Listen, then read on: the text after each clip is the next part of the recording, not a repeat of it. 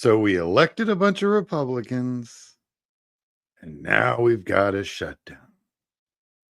This is Captain America speaking. Not shocked, not surprised. Republicans cannot govern. But maybe we should talk about it for a little bit. Welcome to a special TLSB Politics report on it's shut down now. So let's see what we got. First, let's look at some history because what's great about this shutdown is we actually have context because Trump shut down the government last time for 26 days. So we kind of already seen a playbook in some ways. So let's take a look at what that really looks like. And let's just talk about the other shutdowns really, really quick. I think that would probably be pretty useful. So, uh, so they go back to Ronald Reagan. We had split Congresses all the way through Reagan's administration. I mean, we had like 1 and 2 day shutdowns, like a weekend. People got pissed off on Friday. By Monday, everyone shook hands and it was all good. I don't even know if I count these as shutdowns. Like, these are like amateur level shutdowns. Honestly, the shutdowns didn't even get real until 1995, 96, when, the Republicans went after Clinton because they just, no one apparently cared very much that he was having extracurricular activities in the White House, and they just needed something. So they said, "Oh, you can't govern. We're shutting the government down." So they did 21 days, which is pretty pro bowl. And since it was a absolutely 100% controlled Republican Congress that blew up in their face, Clinton eventually left office with everyone, oh, the Clinton years were so great. That was the legacy of Clinton. Thank you, Republicans. The moral majority you can thank for that, which is ironic because they were all apparently sleeping around behind their wives with men and women. Fun fact. So then we elected Obama, right? Who didn't have anything during Bush, I guess 9/11 and fighting terrorists and everything. So plus, honestly, I think the adults were still in the room. A lot of those guys who had shut down the government during Bill Clinton didn't much survive. So we had adults in the room during Bush administration, but we got Obama elected and they didn't like that so much. So we ended up with a solid little 16-day shutdown as as Mitch McConnell decided to be Mitch McConnell. And that was Obama. 16 days. Still, honestly, if you compared to Bill Clinton, amateur hour. It was a split Congress. So, And then now Donald Trump. So he shut down the government in 2018 in January for a couple days just to scare everybody. And then, basically right through the holidays of 2019 leading into COVID, he shut the government down for 35 days until adults got in the room and told him no. Keep in mind, all the people who solved that problem are no longer in the room.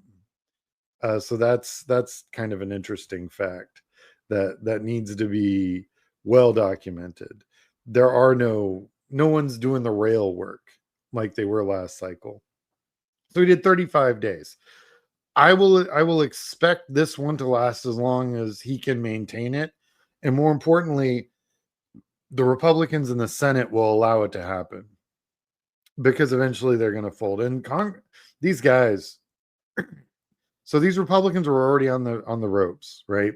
They'd gutted our agricultural industry. They gutted all of our trade. They'd voted for the big, beautiful bill, which threw a bunch of money to the rich, gutted our healthcare system. We've got rural hospitals shut down. We've got farmers wondering where they're going to sell their soybeans, right? And that's all rural issues, which is where all their votes come from.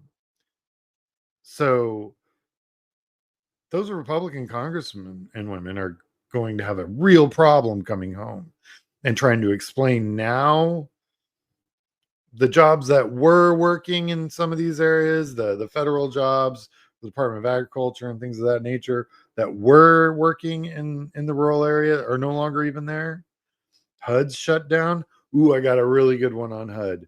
This is hilarious. Oh, real quick. Let's look at this real quick. Because I told you we already have a playbook. Last time they shut the government down, they withheld 18 billion in spending during the last shutdown, right? And if you look real close at this, you can see that it was 9 billion on goods and services. Salaries were 6 billion, and for those that continued working, so they withheld that money, right? Because remember, there are certain services like airline flight controllers and policemen and the military. All those guys have to work without pay now, right? Oh, and then salary for furloughed employees like 3 billion, right? Keep in mind, every day. So this time tomorrow, or I guess this time, 24 hours from midnight, we will have lost $500 million in revenue every day. Lose $1 billion every 2 days. We'll be lucky if we get half that back on the back end, right?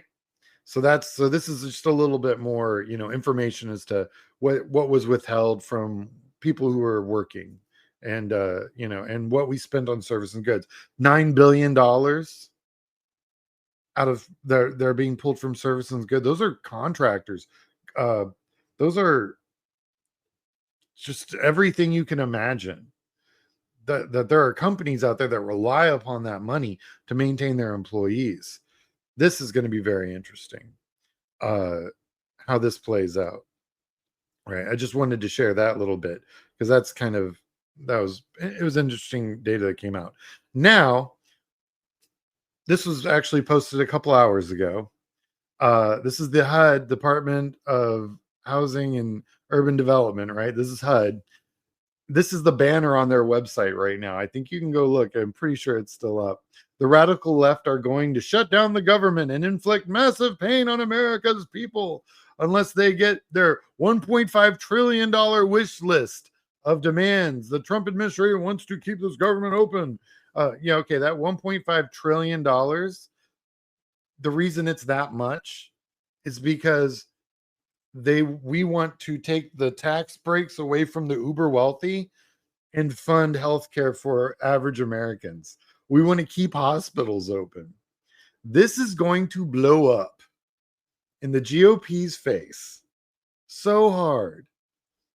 And what sucks is that a whole bunch of it's going to have to sit around and watch it happen.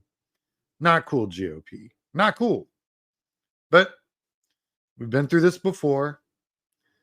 And I often wonder why anyone bothers to vote for Republicans. They cannot govern. The reason we know that is because they never have been able to. Not since probably like the 50s, back when they operated more like Democrats. They can't govern. They don't trust the government. Why would you put people in charge of the government that don't trust the government? It's wild.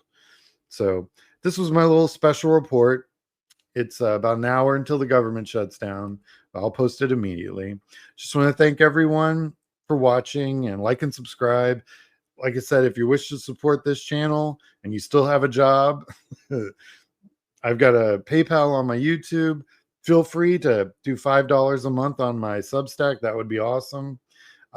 Just stay strong, everybody. And I'm going to still keep doing my shows. I've got a bunch lined up already. I've put together I'll have all of March's primaries all lined up and done here shortly. So we're going to be learning a lot about different states and all their primaries and what we can expect in 2026 as far as the elections go. But this crazy show, this is just what's happening now. All right, guys. Good luck, and I'll talk to you guys later. Bye.